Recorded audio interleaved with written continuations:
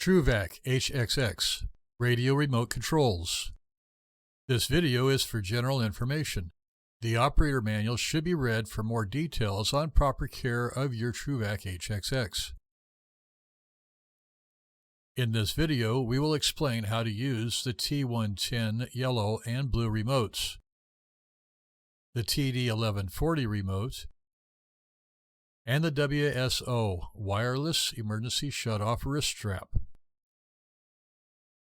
Safety instructions. Unit operator must hold the pennant remote during vacuum operations and stay within line of sight of the hose end operation. In an emergency, use the e-stop or pennant remote to disable the vacuum. Maintain clear access to all e-stops and place an operator near one. T110 Remotes. To operate the yellow or blue radio remote, set the control panel switch to wireless. Actual functions and controls may vary with model and options. All controls function the same as on the control panel. A manufacturer's manual is provided with the unit. Refer to it for specific details and batteries. Note: boom rotation speed is slower when operated from the radio remote than from the control panel. Press the Shift key while rotating the boom to match the control panel speed. The yellow radio remote controls the boom operation: up, down, left, right, extend, and retract. It controls the vacuum enable, disable. It can turn the water pump on and off and operate the multi-flow. It can also control the engine throttle RPMs. To control the throttle or the multi-flow, hold the shift button at the same time as a throttle button or a multi-flow button. The blue radio remote controls the body operation: up, down, and rear door open, close, lock, and unlock. It can also control the engine throttle RPMs. Be aware of hazard warnings when using the blue remote. Do not operate body or rear door when you or a coworker is in a danger area of the body or rear door. Stay clear when using the remote. Always have safety props in place before going under a rear door, and there is no need to go under a raised body, but have body prop in place if you do. Look before raising the door or the body for electrical power lines that may come in contact with the HXX. The maximum distance the radio control can effectively operate from the truck depends a lot on the operating environment. Buildings, terrain, other pieces of large equipment between the operator and the truck will affect the operating distance. The optimum distance would be about 500 feet under ideal conditions. E-stop. E-stop will engage both with the push button and automatically in some cases. Loss of communication between transmitter and receiver. Dead batteries in the transmitter. Loss of power to the receiver. E-stop has the same effect as other e-stops on the vehicle. Wireless e-stop is bypassed when the remote control switch is in the off position, so that the transmitter can be turned off when not in use without creating a system e-stop. Linking multiple controls. Various wireless controls are available, and it is possible to link more than one at a time. Control priority is by order the controls were linked, starting with the first unit linked. Each T110 transmitter uses a unique ID code to ensure that no two systems will conflict at a job site. Linking the T110 to the R170 receiver. It is necessary to download the ID code when replacing either the transmitter or the receiver. Omnix transmitter. IDs are unique, ensuring that the R170 will only respond to the correct transmitter. Follow these steps to download the transmitter's unique ID code into the receiver. Open the R170 case. The cap is held on by two plastic tabs at opposing sides, which can be unlatched as shown using a screwdriver. Once the cap is free, the R170 can slide open. The button marked as SW1 is used for general configuration. Power T110 into configuration mode.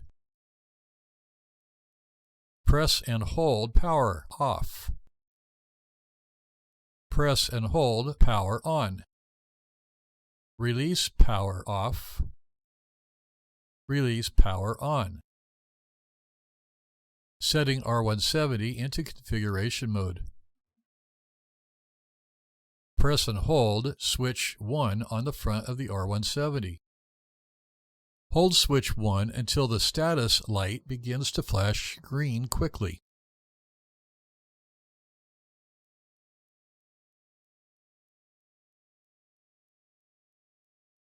When this occurs, release the button to enter the setup mode. If the switch 1 button is held for more than 10 seconds, the status and link LEDs will rapidly flash red, showing the stuck switch indicator. The R170 will remain in setup mode for 30 seconds. Download ID code. When downloading a new code to a receiver, a safety feature requires that the transmitter be in close proximity to the receiver. Press Power On button to send code. Link light goes to green during download. Once complete, link light goes to red as the transmitter turns off. When replacing the receiver cover, ensure that the cover snaps completely into place to create a weatherproof seal around the base of the receiver. TD1140 Remote and WSO. The pennant is a portable control used by the operators to direct the operation of the boom, among other operations. Actual configurations may vary with model and options. The functions of the buttons normally mimic the master control panel unless otherwise noted. The buttons are momentary switches, and upon releasing the button, the boom will cease moving. The vacuum relief on-off buttons relieves the airflow at the boom inlet. Units normally come equipped with a wireless remote and a wireless emergency shut-off wrist strap called a WSO. The WSO triggers the e-stop. The ring on the wireless emergency shutoff is normally attached to the lance and the module to the operator's arm. If the operator loses control of the lance, the attached cord will trigger the wireless emergency shutoff. Operation with emergency shutoff. Water pump is off. Turn wireless on. Press wireless switch at master control panel. Press WSO enable on the wireless. TD1140 remote charging. The wireless remote needs charge before use. When the batteries are completely dead with no charge at all, they will need to be hardwired to charge. The batteries will need to be put in an individual charger or connected to the tether to charge the batteries. If they still do not take a charge, then they will need to be replaced. A wireless remote normally only needs pairing when either the receiver or the transmitter are replaced. Wireless remote. Hold down the red button. Hold down the green button. Wait until the splash screen appears. In this case, wait until you see Vactor logo appear on the screen. Release the red button. Release the green button. The remote is now in service mode. R260 receiver. Put a magnet next to the top left corner of the R260 near the Eaton logo. The magnet on the rear of the remote can be used as shown. Wait until the e-stop LED is rapidly blinking green. Remove the magnet. E-stop LED solid green.